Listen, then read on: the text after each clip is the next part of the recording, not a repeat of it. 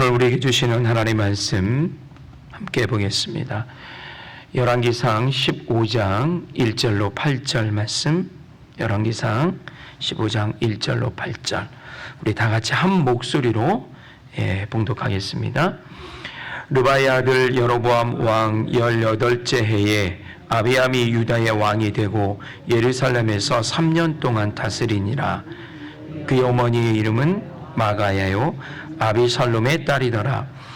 아비암이 그의 아버지 이미 행한 모든 죄를 행하고 그의 마음이 그의 조상 다윗의 마음과 같지 아니하여 그의 하나님 여호와 앞에 온전하지 못하였으나 그의 하나님 여호와께서 다윗을 위하여 예루살렘에서 그에게 등불을 주시되 그의 아들을 세워 뒤를 잇게 하사 예루살렘을 견고하게 하셨으니 이는 다윗이 햇사람 우리야의 일 외에는 평생에 여호와 보시기에 정직하게 행하고 자기에게 명령하신 모든 일을 어기지 아니하였음이니라. 르호보암과 여로보암 사이에 사는 날 동안 전쟁이 있었더니 아비암과 여로보암 사이에도 전쟁이 있으니라. 아비암의 남은 사적과 그의 행한 모든 일은 유다 왕 역대 지략에 기록되지 아니하였느냐. 아비암이 그의 조상들과 함께 자니 다윗성에 장사되고 그 아들 아사가 대신하여 왕이 되니라. 아멘. 오늘 본문은요, 남유다의 초대 왕이죠. 이스라엘의 전체 왕 중에는 세 번째가 되지만 남과 북이 갈라지면서 남유다의 초대 왕인 결국은 르호보암이 죽습니다. 르호보암은 솔로몬의 아들인 거죠. 그리고 그의 아들인 이 아비암이 왕이 됩니다. 그러니까 분열 왕국의 남유다의 두 번째 왕이 되는 거예요. 근데 오늘 본문에서도 이야기되고 있듯이 제위 기간이 3년이에요. 굉장히 짧습니다. 왜 이렇게 3년밖에 되지 않았는가라고 하는 건 분명한 이유가 성경에는 나오지 않지만 어쨌든 짧았다, 일찍 죽었다 그런 얘기예요. 그런데 북왕국 오늘 본문 1절에 르바의 아들 여로보암의 왕 18번째 해에 라는 표현을 썼는데 이 이야기는 왜 그러냐면 항상 이제 이때부터 남과 북이 갈라지면서 이 역사를 기록하는 사관들이 남과 북을 늘 비교하면서 역사를 기록했다. 그러니까 북쪽 왕국과 남쪽 왕국의 이야기를 서로 비교하면서 연대를 비교하면서 상황을 비교하면서 이렇게 역사를 기록했다라고 하는 이제 그런 의미인데 북왕국의 여로보암은 북왕국의 첫 번째 왕이었어요. 근데 그 왕은 22년을 왕위에 올랐어요. 22년. 그런데 22년 왕조 기간 동안 남쪽은 이미 르호보암, 오늘 본문의 주인공은 아비암, 그리고 그가 3년 후에 죽어서 그의 아들 아사, 8절에 나오죠? 아사. 즉 여로보암 북왕국의 한 사람이 왕이 될 동안에 남쪽은 세 번이나 왕이 어떻게 바뀌고 있다는 거예요. 그 기간 동안에 이는 단편적으로 남유다가 얼마나 혼란스러울까를 단편적으로 보여주는 그런 내용입니다. 이 역사가들은 이런 이야기를 쓰면서 굉장히 중요한 의미들을 이렇게 담고 있는 것을 말씀을 통해서 우리가 이렇게 좀 보아야 되는데요. 남유다는 다윗의 정통성이 있는 왕국 아니었습니까? 그런데 북왕국보다 더 혼란스러운 사회, 국가의 경영을 하고 있었다. 그런 얘기예요. 자, 오늘 르호보암의 두 번째 왕이 된 아비얌은 14명의 아내가 있었고요. 22명의 아들과 16명의 딸들이 있었어요. 오늘 본문에 보니까 모친 마가야라고 나오는데 이 마가야는 아비살롬의 딸이다라고 했어요. 아비살롬은 누구냐면 압살롬을 의미해요. 압살롬이 다윗의 아들이었잖아요. 솔로몬의 형이었어요. 근데 아비살롬의 딸은 유일하게 다말 하나밖에 없었어요. 근데 오늘 성경은 압살롬의 딸 마가야의 아들 아비암이 왕이 되었더라라고 했는데, 당신이 딸과 여자를 칭할 때 딸과 손녀를 그냥 같은 단어로 썼어요. 그래서 이 압살롬의 딸이 마가야가 아니라 그의 손녀쯤 되었다, 이렇게 볼 수 있다면, 르호보암, 오늘 아비암의 아버지인, 오늘 왕이 된 아비암의 아버지인 르호보암이 결국은 자기의 사촌, 조카와 근친상간을 통해서 아비암을 낳았다라고 하는 그런 거죠. 물론 고대 왕조 사회에서는 그 왕조의 그 혈통을 보존하기 위해서 근친상간을 합니다. 사촌끼리 결혼을 하고 했지만 어쨌든 르호보암이 그와 결혼하여 지금의 아비암을 낳아서 아비암이 왕이 되었다라고 하는 그런 배경이, 가족 배경이 있습니다. 오늘 본문에 이 아비암이 왕이 되었는데, 이 아비암의 말의 뜻을 우리가 좀 먼저 살펴보아야 돼요. 이 아비암의 뜻은 나의 아버지는 얌이다 라는 거예요. 아비얌. 얌은 무엇을 의미하냐면 바다를 의미하고요, 바다를 다스리는 신을 의미해요. 와, 이런 이름이 다 있습니까? 이스라엘 하나님을 섬기고 하나님 백성을 다스리는 왕의 이름이 바다의 신이 나의 아버지다 라는 이름인 거예요.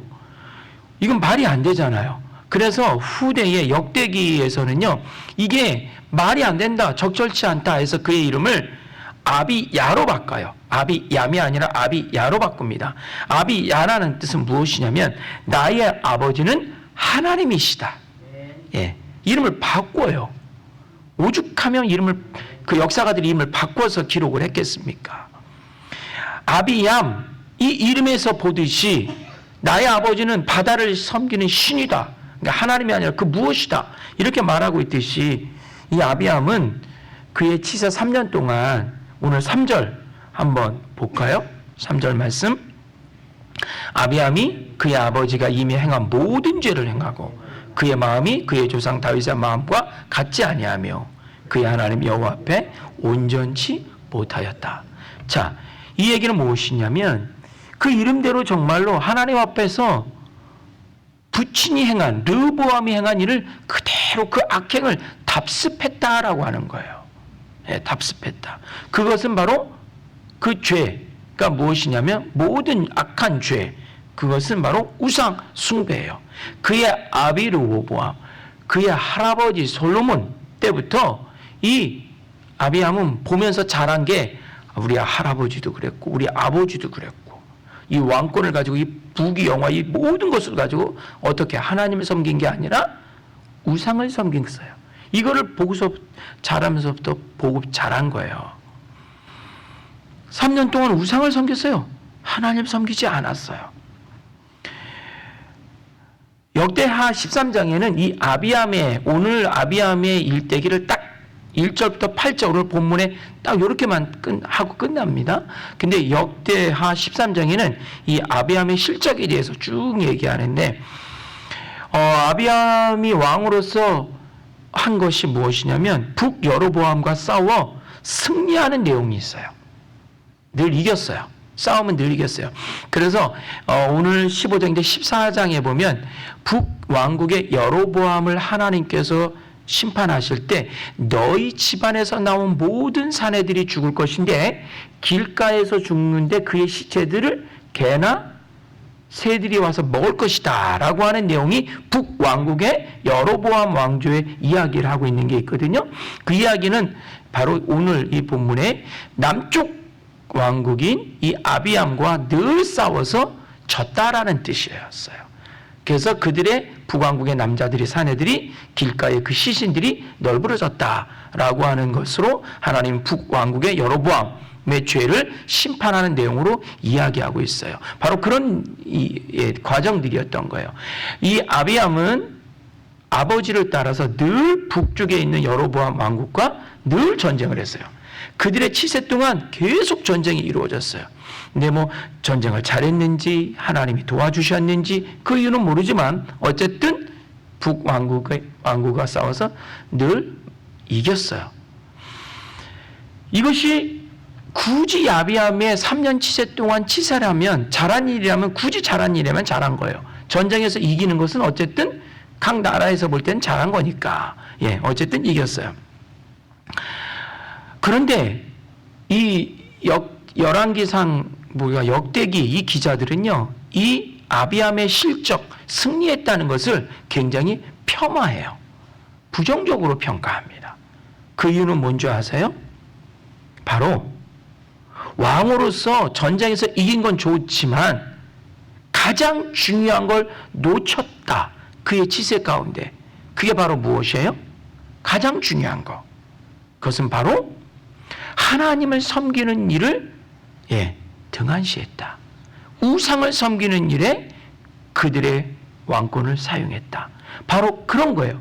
그래서 결국은 뭐 전쟁에 승리했든 뭐했든 중요하지 않아. 하나님을 섬겼느냐, 하나님을 섬기지 않았느냐, 하나님을 섬기는 왕이었느냐, 그렇지 않는 왕이었느냐. 이것이 가장 핵심적인 이야기예요. 하나님을 떠난 그 무엇도 성공이라 할 수 없는 거예요. 하나님과 상관없이 행해질 때 얻어진 것이 우리 스스로가 복이다, 좋다, 행복하다, 우리 스스로를 높일 수 있지만 하나님을 떠나서 하나님과 상관없이 얻어진 그 무엇, 하나님과 상관없이 행해졌던 그 업적들, 그 모든 것들은 더 이상 우리에게는 성공이다, 복이다 말할 수 있다 없다? 없다라고 하는 거예요. 우리는 하나님을 떠난 성공을 굉장히 많이 경험하고 살고 있지 않는가 싶어요, 사실. 하나님의 말씀에 의해서 성공하지 않고 내 경험과 내 의지에 의해서 나를 도와주는 주변의 사람들을 위해서 때로는 법의 테두리에서 벗어나서 일을 행할 때 그것이 잘 되어가는 것들을 또 경험했거든요. 그러니까 다양한 이렇게 하나님과 상관없는 일을 통해서 우리는 무언가를 얻으며 살고 있지는 않은가. 괜찮네. 되네. 이렇게 해도 되는구나. 기도하지 않아도 될 건 되네. 뭐 이런 거 있잖아요. 그러니까 하나님이 없이 얻어진 그 달콤함에 우리가 살아가고 있지는 않은가. 세상의 기준으로 볼 땐 분명히 성공이에요. 전쟁을 해서 승리했으면 성공이잖아요. 개성가를 부르면서 예루살렘을 들어올 때 그건 정말 성공이에요. 잘한 거예요. 하지만 하나님의 공의와 하나님의 규례를 벗어나 얻어진 그 승리와 그 성공이라는 것은 우리에게 오히려 복이 아니라 그렇죠, 심판의 조건이 될 수 있다라고 하는 거예요. 그 대표적인 왕이 바로 솔로몬이었어요. 하나님이 주신 그 엄청난 부귀 영화를 가지고 그것을 가지고 자기의 지혜를 의지해서 하나님을 섬긴 게 아니라 본인의 힘에 본인의 지혜에 의지해서 우상을 섬기며 화려한 부귀 영화를 누렸던 솔로몬. 그 대표적인 사람이 바로 솔로몬이. 우리는 이런 미혹에 절대로 빠져서는 안 될 줄 압니다. 우리는 절대로 이런 미혹에 빠져서는 안 됩니다. 우리는 크든 작든 많든 적든 하나님의 방법으로 하나님의 규례대로 그 열매를 심고 수고하고 거둬들여야 될 줄 믿습니다. 절대 하나님을 벗어난 그 무엇으로 인해서 얻어졌다고 해서 그것이 성공이다 말해서는 안 되는 거예요. 아비암은 부왕처럼 우상을 섬기는 일 외에 북이스라엘과 계속해서 전쟁을 했어요. 근데 이겼다고 그랬잖아요. 근데 사실 하나님 보시기에 이건 이기고 지는 문제가 아니에요. 이기고 지는 문제가 아닙니다. 왠지 아십니까? 남쪽 유다 르호보암 때에 이어서 이 아비암까지 하나님을 버리고 우상을 섬겼어요. 북왕국은 여로보암은 당연히 거기도 하나님을 섬기지 않고 베델과 단에 우상, 금송아지 만들어 놓고 우상을 섬겼어요. 양쪽 왕조가 똑같은 행위를 하고 있는 거예요, 지금. 하나님이 보시기에 남쪽이 솔로몬이 잘못해서 갈라놔서 북쪽 너희들은 똑바로 해라 하고 만들어 놓은 건데, 왕조를 새로 만들어 놨는데 이 둘이 똑같은 일을 하고 있는 거예요. 다 우상을 섬기는 일에 최선을 다하고 있어요. 그리고 서로 주장해요. 내가 정통성이야. 우리 열왕기나 역대기 말씀을 우리는 이 기준으로 쭉 보실 필요가 있는데요. 두 왕국은 자주 싸웁니다. 싸우는 이유는 딱 하나입니다. 뭔지 아십니까? 우리 왕국이, 내 왕조가 정통성이 있는 거야. 이 정통성을 갖고 싸우는 거예요. 늘 그렇게 싸웠습니다. 땅 빼앗으려고 싸운 게 아니에요. 정통성을 갖고 싸웠어요.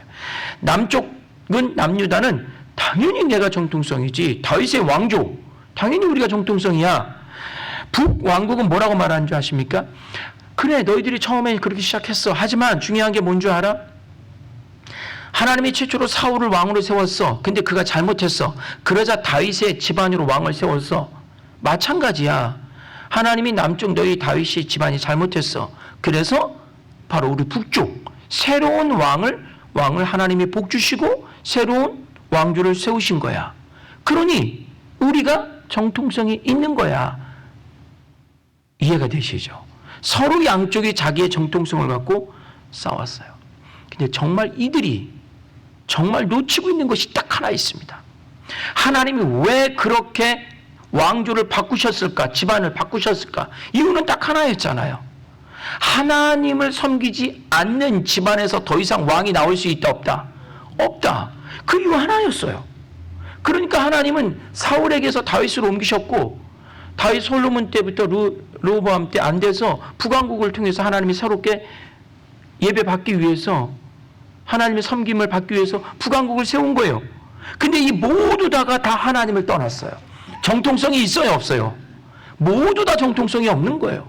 근데 이 사람들은, 이 두 왕조는 자기들의 정통성을 주장하면서 맨날 전쟁하는 거예요. 5절 말씀 함께 볼까요? 같이 읽습니다. 이는 다윗이 햇사람 우리아의 일 외에는 평생에 여호와 보시기에 정직하게 행하고 자기에게 명령하신 모든 일을 어기지 아니하였습니다. 바로 이거 말씀. 다윗은 우리아의 아내 밧세바를 범한 거, 그거 외에 하나님 앞에 죄진 게 없어요. 이 얘기는 크게 얘기하자면 아무리 그의 삶 속에서 허물이 많고 부끄러움이 많고 잘못을 했어도 그 중심에 누구는 놓지 않았다? 하나님은 놓지 않았다. 하나님은 그걸 보신 거예요. 이 세상 그 누구가 범죄하지 않겠습니까? 이 세상 그 누구가 허물이 없겠어요? 우리는 오늘 하루도 어제도 매일매일 범죄하며 살았어요. 그러나 우리 마음속에 누구는 있어요? 하나님이 계시잖아요. 그러니까 회복하고 돌아가고 회개하고 돌아가고 다시 새 사람 되고 이렇게 사는 거예요. 근데 지금에 나오는 이 왕들은 범죄하는 건 당연한 거고 나쁜 짓 하는 건 당연한 거고 그 마음속에 하나님까지 없네. 이건 끝난 거잖아요. 진정한 정통성은 바로 다윗에게서 찾겠다라고 하시는 거예요. 아무리 너희의 삶 속에서 부족한 점이 있어도 바로 여호와 하나님을 놓지 않는 자가, 그 왕가가, 그 집안이 정통성이 있다 없다? 있다. 거기에 정통성이 있는 거예요. 그런데 둘 다 하나님 버린 지 다 오래예요. 다른 신을 섬긴 지 오래됐어요. 그리고 그 정통성을 하나님에게 두지 않고 바로 어디에 둔다? 심의 논리인 전쟁에 두었다라고 하는 거예요. 그래서 이들이 맨날 싸운 거예요. 내가 힘이 세면 우리가 정통성이 있는 거야. 내가 힘이 세면 내가 있는 거야. 하나님이 이 엉망인 두 왕족 가운데 다윗을 계속해서 소환하십니다. 부르십니다. 다윗 계속 얘기하세요. 4절 말씀 함께 볼까요? 함께 읽습니다. 그의 하나님 여호와께서 다윗을 위하여 예루살렘에서 그에게 등불을 주시되 그의 아들을 세워 뒤를 잇게 하사 예루살렘을 견고하게 하셨으니. 저는 성경을 읽으면서 계속 의문이 있었습니다. 무슨 의문이 있냐면 특별히 이 역대기 열왕기 이걸 읽으면서 늘 의문이 있어요. 무엇이냐면요, 북쪽 왕이 엉망이에요. 근데 남쪽도요 북쪽만큼 오히려 더 심하게 엉망이었어요. 근데 왜 하나님은 자꾸 예루살렘 이러고 계실까? 그런 의문 들지 않으셨나요? 저는 말씀 볼 때마다 그랬어요. 도대체 뭐 때문에 하나님이 남쪽의 정통성을 계속 두고 계실까? 하나님은 남쪽의 정통성을 두고 계시거든요. 난 똑같이 잘못하고 있어요, 지금. 근데 왜 하나님은 굳이 남쪽에 오늘 말씀을 저녁에 제가 이 말씀을 준비하면서 정말 묵상하면서 깨달았어요. 4절이었던 거예요. 등불은 후사를 의미해요. 후사. 그러니까 앞으로 계속 후사를 너에게 주겠다. 이 얘기는 다른 말로 표현하면 오직 다윗 한 사람만 하나님이 인정하시겠다는 거예요. 아까 제가 말씀드렸지만 하나님의 정통성을 어디서 찾냐면 하나님은 역대 남북조 수십 명의 왕들을 하나님이 다 내려놓겠다는 거예요. 거기서는 하나님의 사람을 찾을 수 있다 없다. 단 한 명도 없다. 수백 년 동안 단 한 명도 없었어요. 오직 딱 한 사람만 있었어요. 누구? 다윗만 있었어요. 그러니까 하나님은 그냥 그 다윗 하나만 기억하고 계시는 거예요. 그래서 그 다윗의 왕조를 통해서 내가 계속 왕자리를 이어나가겠다. 하나님의 의지와 마음이 분명한 거예요. 북이스라엘이 250년 동안 9개의 왕조가 있었어요. 9집안에 서로 쿠데타를 일으켜서 왕자를 빼앗았어요. 근데 남쪽은 400년을 나라가 건장함이 있으면서 다윗 왕조, 한 왕조가 있었어요. 참 슬픈 역사죠. 결국 다윗과 같은 인물이 없었다는 거예요. 400년 동안 이스라엘 땅에 남북조 다 합쳐서 다윗과 같은 사람이 없었다는 거예요. 하나님은 기억할 왕이 없어요. 하나님 얼마나 슬프셨겠어요. 내 백성, 내가 광야에 출애굽부터 끌고 와서 광야에서 언약식 맺고 가나안 땅에 들여보내서 여기서 내가 이 사람을 통해서 제사 받으려고 했는데 다윗 외에는 단 한 명도 내 뜻을 이루는 자가 없는 거예요. 400년 동안. 예루살렘을 견고하게 하리라. 예루살렘에서 등불을 주시겠다. 이 예루살렘이 계속 나오는데, 이 장소가 예루살렘이 나오는데, 성도님들, 예루살렘이 거룩해서가 그런가요? 아닙니다. 예루살렘이 이미 타락했어요. 하나님의 성전은 거미줄이 쳐지고요. 주변에 있는 산당들은 더 화려하게 매일매일 밤마다 불화성을 이루는 그 예루살렘이 바로 이 역사적 예루살렘이에요. 하나님의 성전은 이미 끝났어요. 없어요. 존재하지 않아요. 왕부터 하나님의 성전에서 예배하지 않아요. 다른 데 가서 제사하지. 예루살렘 자체가 거룩해서, 성전이 거룩해서? No, 그런 거 아닙니다. 절대 아닙니다. 우리가 착각하고 있는데 예루살렘은 거룩하다? 절대 거룩하지 않습니다. 하나님의 오죽하면 예루살렘을 버리셨겠습니까?